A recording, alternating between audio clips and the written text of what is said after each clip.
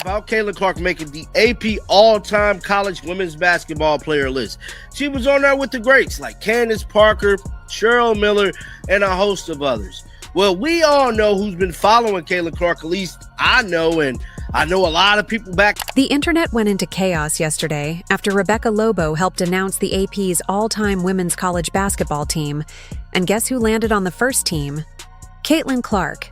Yes, over legends like Maya Moore and others with multiple championships. Instantly, the backlash exploded. But here's what almost no one is mentioning. The numbers behind this decision are so dominant, they tell a story way deeper than basketball. By the end of this video, you'll see why this controversy isn't really about who's better on the court. It's about how we define greatness itself. Let's break down what everyone missed. You see right there, Cheryl Miller is clearly on the list. It's stated for many college basketball experts selecting the greatest players of the women poll era. You know, it sounds easy until they try it. So ultimately, they got Diana Taurasi on there, Cheryl Miller on there. How many people from UConn gonna be on there, bro? That's what I want to know. Nearly impossible. Rebecca Lobo. Rebecca Lobo, former UConn legend, Hall of Famer, and now analyst, was one of the experts who helped put this list together. And listen to how she described the process. It was extraordinarily difficult to separate college careers from professional achievements. Translation? They had to ignore everything that happened after graduation and judge players solely on what they did in college. 4 years, nothing more. And when you apply that standard evenly, something surprising happens. Players once thought to be untouchable suddenly face real competition from someone who completely rewrote the record books. So this is the list right here. It says Taurasi helped UConn win 3 national championships, including carrying the Huskies to the last 2 basically on her own during her junior season. Now, guys, we got to remember, too, you know, not to take anything away from the great Diana Taurasi. She was playing, man, it really wasn't that much talent. It wasn't like how it is now, bro. That's all I'm going to say. You know, I ain't going to diminish what Diana Taurasi did, but, you know, the playing field wasn't the same for CC. The first team lineup goes like this. Diana Taurasi at shooting guard, Cheryl Miller and Brianna Stewart up front, Candace Parker anchoring the paint, and Caitlin Clark running the point. That means Maya Moore, 2-time National Player of the Year, 4-time All-American, and owner of 2 national championships, didn't even make the first team. She's on the second. The internet lost its mind. Cece was cold, but she's not better than Maya Moore. Where's her championship ring? This is straight up disrespect to the legends. But here's what most critics completely miss. When you actually break down what Caitlin Clark did in college, the debate isn't even close. And I'm about to prove it with numbers that'll make you rethink everything you thought you knew about basketball greatness. As you said, Maya Moore was second team, bro. CC the point guard on this team, bro. Facts, bro. Facts. She doesn't have a ring to her name. Who gives a damn? These are individual accolades by your thinking. Many notable NBA or WNBA players who have never been named for these types of awards. I am aware, but Maya Moore is still far better individually than, bro. Maya Moore is not better than Kayla, bro. All-time NCAA Division I-scoring leader, men's or women's. Let that sink in. Not just the best in women's basketball, but the best in all of college basketball. She holds records that completely shatter gender barriers. With 548 three-pointers, she owns the most ever by an individual player. She's the first athlete to lead her conference in both scoring and assists for 4 consecutive seasons. Not 2, not 3, but 4 straight years of pure dominance. She's recorded 56 games with 30 or more points, the most in major college basketball history, and became the first player ever to post a 40-point triple-double in the NCAA tournament. These aren't random stats. This is a systematic takeover of every offensive record that matters. When Clark with Cheryl swoops. Somebody said I would have to agree. I didn't know Moore won 2 PO Player of the Year and not number 1. She should be first team. I don't give a damn. This is college. This is college. Hold on. Where's that? Where's that? Because This is college, bro. Who is that right there? Yeah, this is we talking college. And if you're talking college, bro, records achieved and milestones, all-time NCAA Division I scoring leader. Now let's talk about the elephant in the room, the championship argument. Some say she can't be considered the greatest because she never won a title. But let's be real. You know who else only won one college championship? Michael Jordan won title at North Carolina in 1982. Then he went to the NBA and became the undisputed greatest of all time. No one ever says, well, he only won once in college, so he can't be the GOAT. Why? Because greatness isn't defined by one trophy.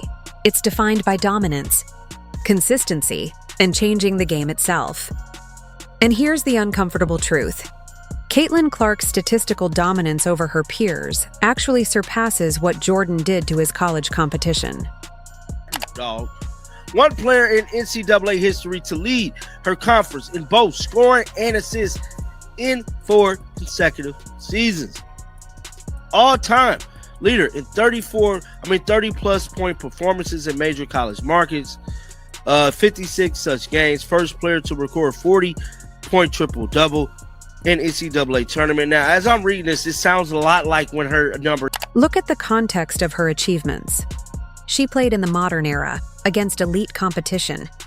Players like Paige Bueckers, Cameron Brink, and Angel Reese, generational talents who will define the WNBA for years. She faced defensive schemes built entirely to shut her down, box and one defenses, triangle and two setups, even double teams 30 feet from the basket. And still, she averaged 28 points per game for her career, still delivered elite-level assists, still carried Iowa to back-to-back national championship games. Diana Taurasi was incredible, no doubt. But she played in an era with less overall depth of talent. That's not disrespect, that's reality. The game evolved, the athletes got better, and Caitlin Clark dominated anyway. I don't give a damn how you feel. I don't give a damn that you mad that your favorite WNBA player didn't make the list or Caitlin Clark passed up some of y'all greats. But I don't care. Caitlin Clark, it's Michael Jeffrey Jordan. And we all know who Michael Jeffrey Jordan is. We need not talk no more. We need not talk no more because that's how profound. He worked 23, she worked 22. You got to be 21, 22, 23, 24 to be even considered in this conversation. Here's where things get really interesting. The backlash against Rebecca Lobo's selection exposes something much deeper about how we define achievement. When a young player starts breaking records and dominating statistically, there's this instinct to protect the legends, to explain why the new accomplishments somehow don't count. Different era. Stat padding. No championship. These excuses are really just defense mechanisms. Because admitting that someone new has reached a higher level means accepting that the old standard wasn't the ceiling, it was the floor. And for fans who've built their identity around defending the past, that realization is threatening.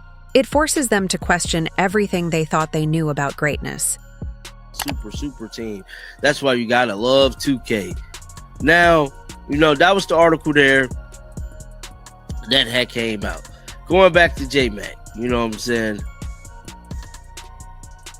This was the picture of all the ladies. I spoke briefly about this yesterday in a video. I didn't go all in like I'm doing now. Notice how Caitlin Clark responds to the honor. Humble, gracious. She says it means a lot to be recognized alongside players she's admired. No arrogance, no claims of being better than Maya Moore or anyone else. Just genuine appreciation for being part of the conversation. That's the mark of someone who understands that legacy isn't built by tearing others down. Yet her humility doesn't change the facts. And the facts are undeniable. She achieved feats in college basketball that literally no one had accomplished before.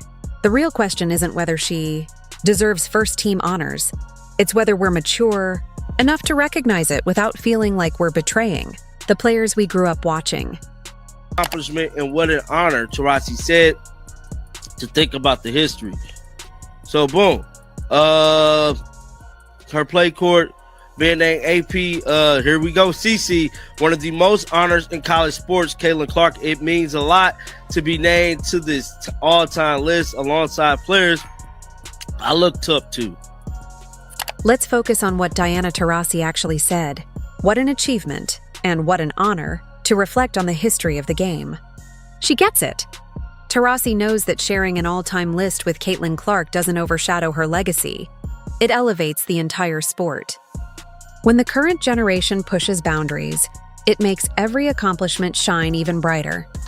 It's proof that the game has evolved, building on the foundation laid by its pioneers. That's how progress works. You honor the past by surpassing it. And true legends? They celebrate greatness. They don't feel threatened by it. Luckily, your boy John Liquidator had the honor of being there to witness it all. And they was reading it down the line like this. Took them a long time, bro, to get through all her accolades. And then to kind of sum it all up for you, this picture alone sums up everything. That's why her name is hanging in the rafters at Carver, bro. I don't give a damn how you feel. I don't give a damn that you mad that your favorite WNBA player didn't make the list or Caitlin Clark passed up some of y'all greats. But I don't care. Caitlin Clark, it's Michael Jeffrey Jordan. And we all know who Michael Jeffrey Jordan is. We need not talk. Here's the breaking point in this controversy. The anger isn't really about basketball. It's about cultural identity. For years, women's college basketball thrived in relative obscurity. Legends from past eras fought for recognition in a sports world that barely noticed them. They built something meaningful despite the lack of mainstream attention. Then Caitlin Clark arrives, and suddenly, everyone's watching. Arenas sell out, TV ratings hit records, and national media coverage explodes. Some fans of the earlier era feel their heroes are being overshadowed, like Clark is getting credit for something they never received. That resentment is real and understandable, but misdirected. Clark didn't take anything away. She built on what came before and pushed it further than anyone imagined possible. Let's be honest. And y'all mad at Rebecca Lobo, she telling like it is. She keep it real. Did y'all not see all them damn accolades, man? Get down in the comment section. Let me know. Rebecca Lobo knew this list would stir up controversy. She said it outright. Hall of Fame level players wouldn't make the cut. That's the reality of all-time teams. Someone gets left out, someone's feelings get bruised. But experts aren't here to manage emotions. They're here to make the tough calls based on facts. Strip away bias. Look purely at college achievements, without the halo of professional success. Caitlin Clark's case becomes undeniable. She didn't just have an impressive college career. She had the most statistically dominant college career in sports history. That's not opinion. That's fact. So what comes next? Does this shake up how we define greatness? Or will we keep recycling the same tired debates whenever a new star rises? Here's the truth. The numbers don't lie. The records speak for themselves. 50 years from now, when people study college basketball history, Caitlin Clark's name will top nearly every meaningful stat. No one will care about Twitter arguments or hurt feelings. They'll see dominance. All right, Basley fam, buckle up. This one's intense. Are we ready to accept that greatness evolves? Or will we keep clinging to the past?